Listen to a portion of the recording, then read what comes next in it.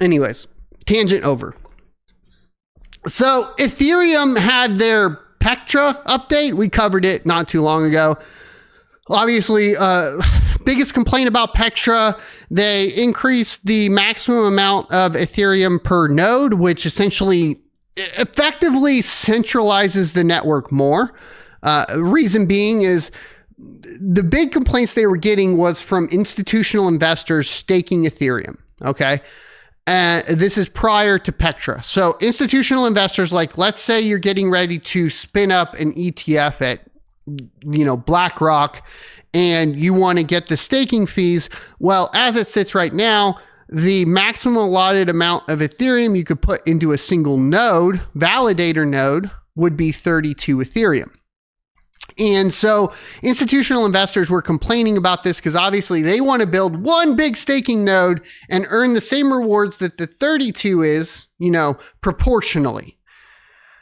So Pectra enabled this. What that effectively ends up doing is centralizing the network more. So the same problem Bitcoin has from ETFs generated in a different manner, in a proof of work manner, which will theoretically self-adjust because it was done so that way, won't adjust in this particular manner in a proof of stake manner. And there's an incentive to consolidate all of those Ethereum validator nodes, meaning we will have less validator nodes, which means less decentralization, etc. So that is the biggest problem with the Pectra update that I see personally. But, that is coming from Ethereum's courting of institutional investors. Now, is it working, right? Because obviously they want to court the institutional investors to increase the price of Ethereum. So then you say, well, is that working? And the answer to that is kind of funny because what is the thing that's happening? Network activity has not been boosted. Well, obviously. So I always like these articles because I just gave you the answer to why that's happening.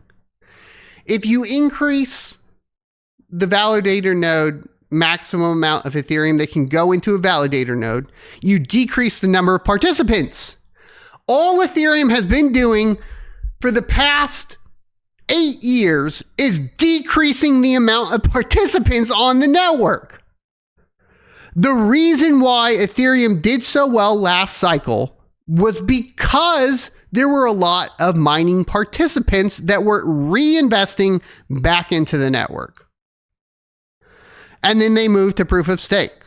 And the cost of entry was 32 ETH, reducing the amount of participants on the network. And now they're courting institutional investors and increasing the amount of Ethereum that can go into a validator node. So what happens? You decrease the amount of participants.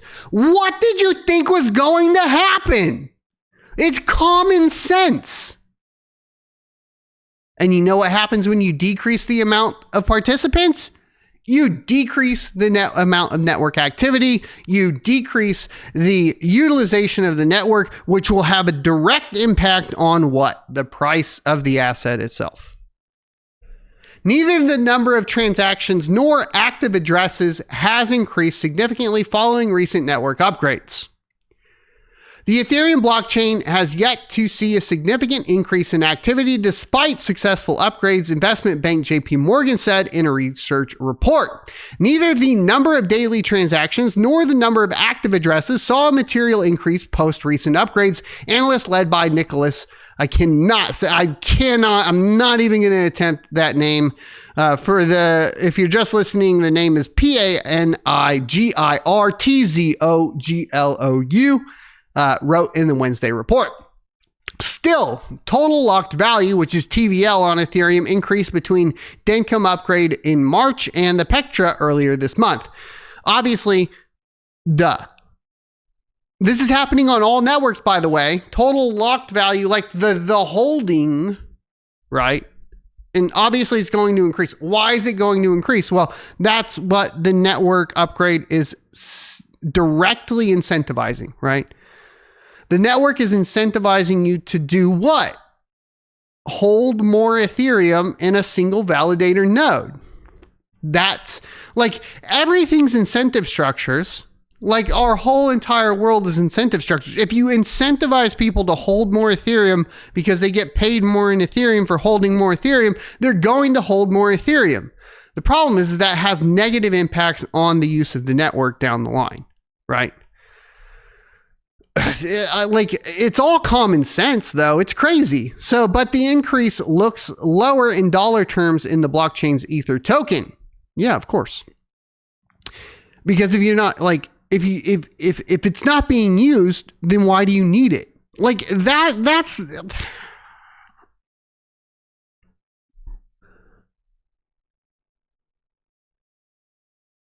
it's becoming more and more clear that hodling and holding is having a negative impact on cryptocurrency. What is the point of having something if it doesn't need to be used? There is 0 point in it. Zero. None. If you can't use it, then you don't need it. And if you don't need it, you're not going to buy it. And if you're not going to buy it, then the price is going to go down. It's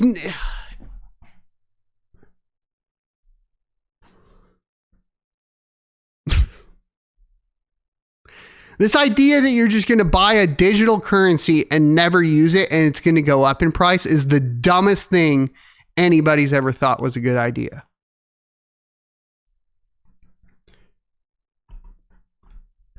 Ethereum activated the Pectra upgrade on May 7th. The update aims to streamline staking, enhance wallet functionality, and improve overall efficiency.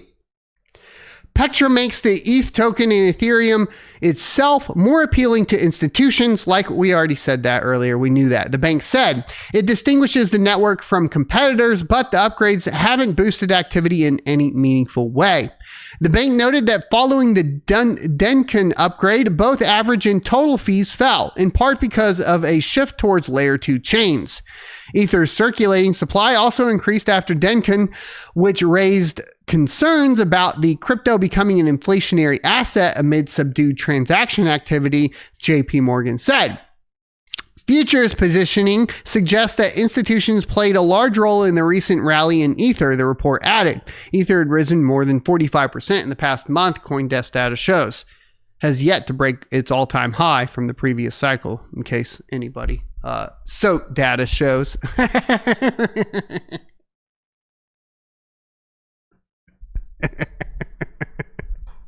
So data shows still hasn't broke the all-time high of the previous cycle. I hope you enjoyed this clip from the Crypto Mining Show. If you would like to see more from this particular episode, take a look up here. Don't forget to also subscribe to the channel. And if you want to support me directly, you can go to sonofatech.locals.com and become a member. Thanks for watching, and I will see you next Tuesday.